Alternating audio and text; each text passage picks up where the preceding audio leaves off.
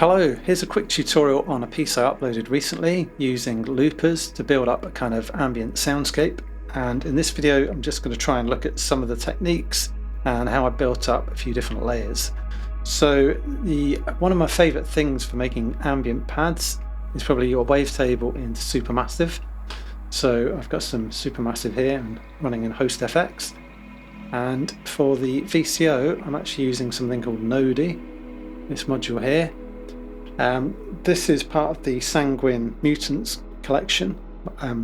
If you haven't seen that, it's basically the mutable instrument stuff, but it's the alternative firmwares. So this is basically the same as Braids, which has been out for years, but it's polyphonic, which is amazing. So there's some absolutely crazy stuff you can do with this, but I thought I'd try the wavetable model and make some pads. So if I just duplicate this, and we'll just hear what this sounds like on its own. So I just take the output here. You can see you've got different models here. That should be familiar to you if you've ever used the macro oscillator in VCV before.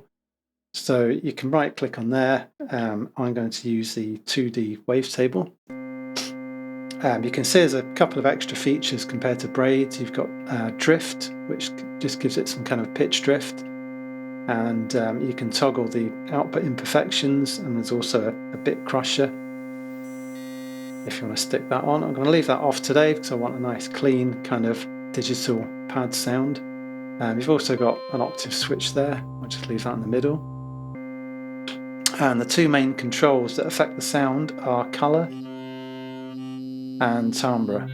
I'm guessing, I can't remember which way around it is, but one of them is basically just changing the position of the wavetable, and I think the other one's changing the bank or something like that. Correct me if I'm wrong, I don't really care. It sounds nice. So obviously you're probably thinking, well, that doesn't sound very ambient, and you'd be quite right. So I'll just take that out for a second. What I've done with this one, it's going into some filters. I'll just delete that again. So it's going into the liquid filter here, which I really like because it sounds nice and clean, not too much resonance. I'm also modulating it polyphonically, so each note gets a kind of different filter setting. I'll just mute all the effects for a while, and you can hear what this sounds like on its own.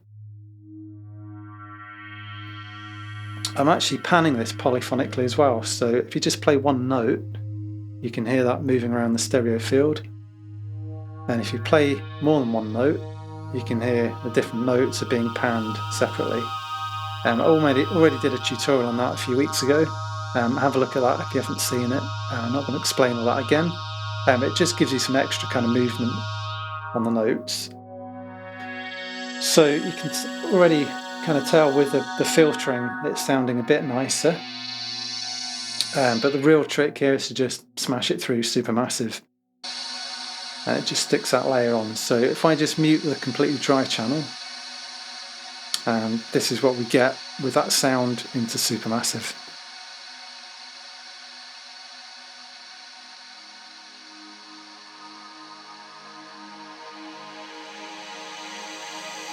I just think that's lush, to be honest.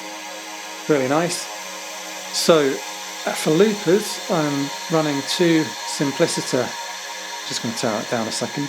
Two Simpliciter modules, this one here. I've actually got this set up with a crossfader, and what that does, I've got a bit of logic here. So I'm using this button here, the synthy button, and when I press that one, I've labelled them here with the glue module, which is over there. And when I press start, it triggers a fade, and it starts recording at the same time. So as soon as it starts recording, there's a fade, and then there's also a fade out, and it just takes off some any clicks you might get at the start and the end of the loop. So I've actually got this saved as a selection. If you haven't used selections before, they're really useful. So if you just go to File and then Import Selection, now I've got this saved somewhere over here. There it is. So you can see that's put this over here. If I just drag this up and just zoom in a bit. So I've got that saved as a kind of it's like a preset. And I've just rewired this, so I've just got one button going to both the loopers. So you can see that you've got like a trigger here and then the crossfader, and that just removes any clicks. So I'll just take that out again. I don't know what that's doing up there. Just delete that. By the way, the kind of space picture background, that's a module called Perfonator, and you can just load an image and just give yourself a nice background. So that's it turned off. Let's put that back on. Okay, so let's start looping. There is a tiny click, which is, it's not an audio click, but it's a kind of glitch when you press start and stop. I don't know why that's happening. So I tend to kind of just pre-record this, and then once you've got the loop running, it's fine. I just dumped the audio out, and then I kind of edited it in a DAW later on. So I find with the click removal logic, you can start playing and then start looping within the middle of the sound. So you don't need to kind of start from nothing, then start playing and looping it. So if we just start making some noise. So it actually takes a while to come through because there's so much attack on it. So just play a couple of notes, keep it really simple musically. Then I'm going to click start. Okay, that's going. And then just play a few more bits. I'm going to keep this short to demonstrate it. I think I actually recorded a couple of minutes on the actual piece. So just a few notes like that is probably enough. And then just click stop at the bottom here. And that will start these two loopers here playing back. I'll just unmute these. So you can see that one's actually 2 octaves down, so it's quite a lot deeper. It's running through a filter, which is also being randomly modulated. Then I'll just unmute that channel as well.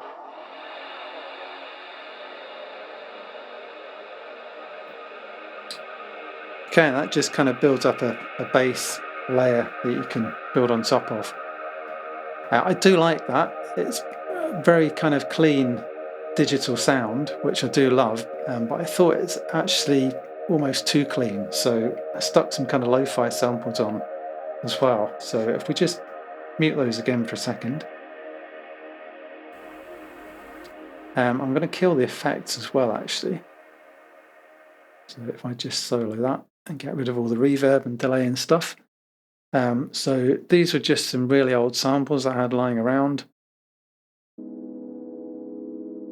I think I actually made them with a cool Monotron, which is like a kind of toy synth.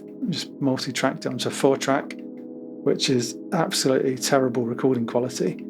But sometimes it's nice to have a bit of something a bit noisier and less digital, just as a contrast. So I'm not really into the whole lo-fi thing, to be honest. I just think it's too easy, and it doesn't really have a lot of artistic merit to just slap a load of fake tape hiss on something. But I quite like the sound, and it is a nice contrast, so I thought I'd chuck this in. This is also going through a filter. I'm using the Sicko player here, which is quite a good sampler. And that's just being randomly modulated through this filter here. So you can hear if I turn it right up, there's a load of hiss on there. I think I'm actually modulating the volume as well via Volt Caudal, just to kind of bring it in and out so it's not playing the whole time. So that's one layer, and there's another one which is just triggered randomly. So that one's looping the whole time. Obviously this is also going through Supermassive as well, and Plateau and Chronoblob, which generally go in every patch. So that's the Plateau unmuted, and then if I just bring in everything else. So just that one sample on its own is quite a big kind of ambient sound. And then this other one comes in occasionally as well, which I'll unmute. That probably won't come in for a while, it's just triggered occasionally. There we go. That one's even noisier, it's just a slightly different chord. I wasn't sure which key these were in, so I just kind of used my ear and worked it out. They seem to be in D flat minor, which is not a key I'd normally use, so I'm guessing I've probably just pitched it down on the 4-track, something like that. But that's those kind of two samples just making a layer in the background. And then obviously if I bring in the loopers as well, I didn't do a particularly good job just now, but obviously when you're recording this yourself you can just fiddle about until it sounds good. So that's most of the patch. I'm just going to mute that again for a second. And then the last thing I added was some sound effects. One of these is actually a binaural recording of some water overflowing from a drain pipe. So I'll just play that back.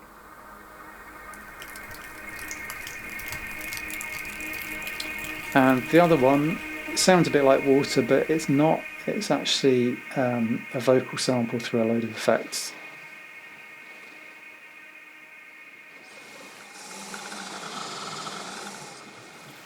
So you can hear that's kind of a bit weird. And then what I did with those, I put them in another patch where they were playing back in one of the synthy samplers. I think it's called Studio, something like that. And you can play it back at different octaves, so that just kind of thickened up the sound as well. So that was actually a separate patch where I had both these samples playing and going through a 3D kind of reverb called Soundstage, which is a VCV premium module. So I just recorded 20 minutes of that and then just added it on. But that's where the samples come from. And they also had some reverb and stuff as well. So it's just a kind of a bit of sonic interest. And then the last thing actually was a kind of sub-bass patch in Pigments. I might have put too much sub on actually. But if I just open this up. So I'm running Pigments in the host module as well. I'll just show you this pad quickly. I need to resize that actually. Yep. I think I've got that muted. Hang on. Which channel is that in? Channel 11. I switched it off. There we go. Right.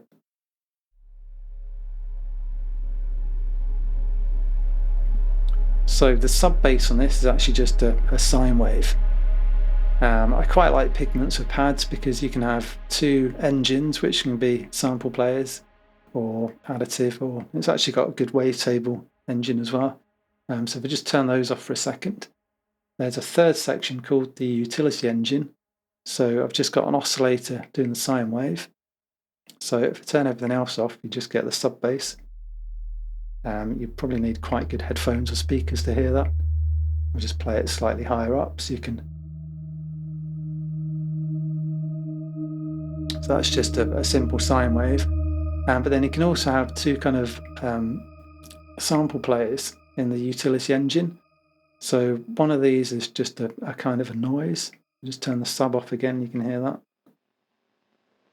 That's going through a filter, so it takes a while to come in. That just adds a bit more texture. And then I've also got this one. It comes with a load of samples built in, which you can just dial up. And this is actually a thunder sample. I don't think you really hear this in the track, but it just adds a slight bit of extra texture. So if you've got a decent sub or decent pair of headphones, you should be able to hear that. And you can just hear little tiny rumbles of thunder coming in occasionally. Then I've just got a couple of sample pads as well. So I've just turned the utility engine off. I hear these one at a time. This one was just a load of different presets on an old sound module, like a Rumpler. I just kind of stacked them up and recorded one note on different channels. And then the other one's a really old sample as well.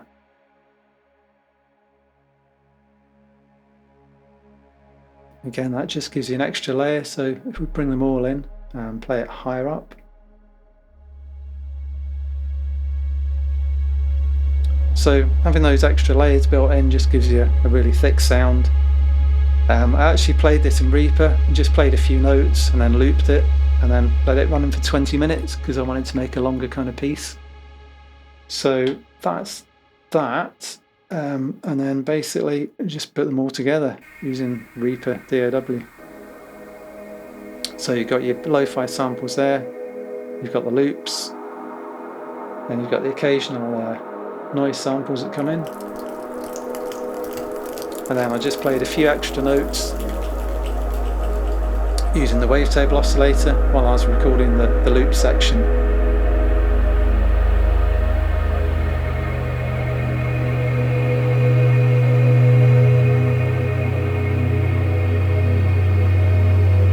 I've actually got pigments coming in there as well, which I didn't want, so just turn that off for a second. And then I just added a few notes of wavetable over the top with loads of reverb. And that's pretty much the process, to be honest. I'll try and make this available somewhere. I might upload the patch if anyone finds it useful. I think I did share the kind of looping thing somewhere on the community forum as well, if anyone wants to use that.